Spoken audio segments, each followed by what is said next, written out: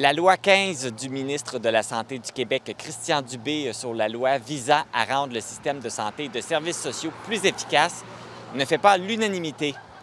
Dans le cadre de la Semaine d'action nationale de la Coalition Solidarité Santé, le syndicat de l'APTS du CIS du Bas-Saint-Laurent, la Table des groupes de femmes du Bas-Saint-Laurent et la FIC du Bas-Saint-Laurent ont organisé une activité de mobilisation devant l'hôpital d'Amqui pour défendre les soins et services en région. Moi, j'avais le goût de vous faire un petit topo de depuis quand, ça a commencé comment le réseau de la santé? Parce qu'on s'entend, moi-même, là, avec les dates, je n'étais pas née. Alors, je voulais qu'on prenne un petit moment pour faire un topo, qu'est-ce qui s'est passé, puis de parler des réformes. Donc, si mon écran veut bien se tourner. Dans les années 70, pour donner suite à une lutte populaire, communautaire et syndicale, il y a eu la création des CLSC. Pourquoi ce service a été mis en place? C'était dans le but d'offrir un inventaire de services de santé et des services sociaux à des quartiers ou à des communautés défavorisées ou dépourvues de ressources. On prévoyait à l'origine la création d'un réseau complet d'établissements publics de première ligne, intégrant l'action communautaire aux services sociaux, courants, curatifs et préventifs.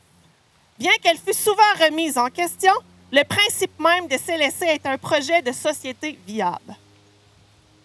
Les années ont passé, on ne peut que constater la détérioration et l'éloignement des principes de base de la création des CLSC. Pourquoi? Parce qu'on détruit le système de santé et des services sociaux à coup de réformes, dommageables les unes après les autres, laissant au cœur du problème la population, les employés, les gens les plus vulnérables de notre société. Rapidement, il y a eu la réforme en 1997, le virage ambulatoire ou la mise à la retraite d'environ 30 000 travailleuses et travailleurs dans l'objectif de déficit zéro. La réforme Couillard en 2023, peut-être qu'il y en a qui s'en souviennent, 2003, pas 2023. L'abolition des règles régirationales pour les remplacer par les agences. Premier mandat, c'était de fusionner les hôpitaux, CLSC et les centres de réadaptation. Ensuite, un petit peu plus récente quand même, la fameuse réforme Barrette, 2015, où on est venu peu à peu centraliser les services vers les grands centres de notre région. On le remarque rapidement. Les localités et les MRC les plus éloignées vivent une pénurie de main-d'œuvre importante, se voir perdre même des services pour les centraliser ailleurs.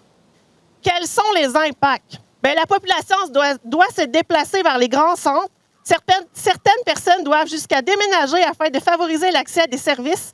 Ainsi, on remarque que certaines régions se dévitalisent. Réforme Dubé, celle qu'on entend parler depuis déjà quelques mois. Bien, on centralise encore plus, on privatise encore plus et on se perd de plus en plus de notre pouvoir démocratique. Vous savez, lorsqu'on se présentait dans notre conseil d'administration, là, puis qu'on connaissait tout le monde. Là. Pourquoi? Parce que c'était des gens qui nous connaissaient, qui venaient de notre milieu puis qui connaissaient notre réalité, nos enjeux puis qui vivaient du coin. Je vous confirme qu'on est bien loin maintenant. Actuellement, selon l'Institut de recherche d'information socio-économique, l'IRIS, il manque plus de 45 000 personnes dans le réseau de la santé. C'est vraiment pas rien, là. Concrètement et plus précisément, Amqui est dans l'est du Québec. Et là, je vais parler de ma catégorie d'emploi qui est l'APTS. Mais je vous dirais que la FIC, mes collègues pourraient aussi en nommer. Mais de notre côté, on a besoin du renfort partout. Il y a des besoins en centre jeunesse, des besoins dans nos laboratoires, des besoins en résidence d'assistante continue. On parle des RAC. Il y a des besoins au service d'archives, besoins au soutien à domicile, CHSLD, radiologie, etc., etc. Notre moyenne d'ancienneté actuelle dans notre catégorie d'emploi est de 7 ans. C'est pas rien, là. On parle plus de 38 de nos membres qui ont moins de 4 ans d'ancienneté. Pourquoi? Bien, on ne fera pas de cachette. Les employés ne restent pas. Il y a la surcharge de travail, les conditions de travail sont difficiles, il y a un manque de reconnaissance, diminution de l'autonomie professionnelle, etc., etc., etc. Aujourd'hui, entre acteurs de la société civile, avec la population, on serre les coudes et on se mobilise pour nommer haut et fort nos craintes pour nos régions. Le message se doit d'être clair. Aujourd'hui, ce qu'on veut, c'est des soins de qualité, des services gratuits disponibles et accessibles près de chez nous, qu'on demeure à Montréal, Rimouski ou Amqui. Donc, la réforme Dubé, c'est tout sauf santé. Bonjour à vous trois. Bonjour. Bonjour. Je vais laisser vous présenter. Oui, Joanie Blais, travailleuse sociale, mais aussi présidente du syndicat APTS au Bas-Saint-Laurent. Clémence Harvey, agente de développement pour la table de concertation des groupes de femmes du Bas-Saint-Laurent. Cathy Lagacé, je suis infirmière auxiliaire de profession. Je suis présidente par intérim du syndicat FIC Bas-Saint-Laurent. C'est pas toujours évident de comprendre les lois. Alors, c'est quoi les grandes lignes de la réforme du ministre Dubé? Oui, bien justement, je pense qu'il faut se rappeler que le projet de loi a été adopté sous bâillon. Puis si je pourrais le résumer à la plus simple expression, la réforme qui est en cours actuellement, c'est on vient centraliser encore plus les services et on vient privatiser, on ouvre la porte à la privatisation, ce qui est dommageable pour nos régions. C'est quoi les impacts possibles, justement, pour l'accès aux soins pour une région comme la nôtre ici?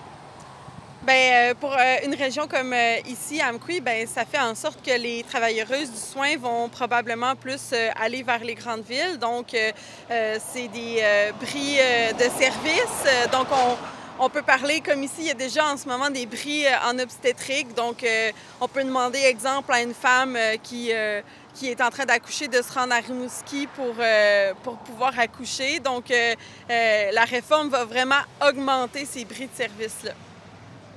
Bien, c'est sûr qu'avec la création de Santé Québec, on vient dévaloriser le travail qui est fait actuellement par nos professionnels en soins.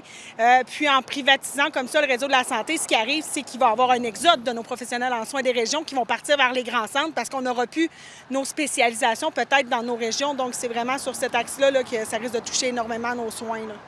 On en a parlé un petit peu, mais ça touche particulièrement les femmes, cette réforme-là. Oui, ça touche principalement les femmes parce que les femmes, c'est les principales travailleuses du soin. Donc, c'est elles qui vont travailler dans nos milieux hospitaliers, dans nos CLSC. C'est elles qui vont porter toute cette charge de travail-là. Donc, c'est sûr que ça va les affecter en premier. Je vous parlais aussi, quand on parle de bris de service, on parle aussi de services d'avortement. Donc, ça aussi, ça va affecter les femmes dans la réforme. Aujourd'hui, vous faites une mobilisation justement pour parler que vous êtes contre cette réforme-là. Comment ça se passe? C'est quoi votre objectif?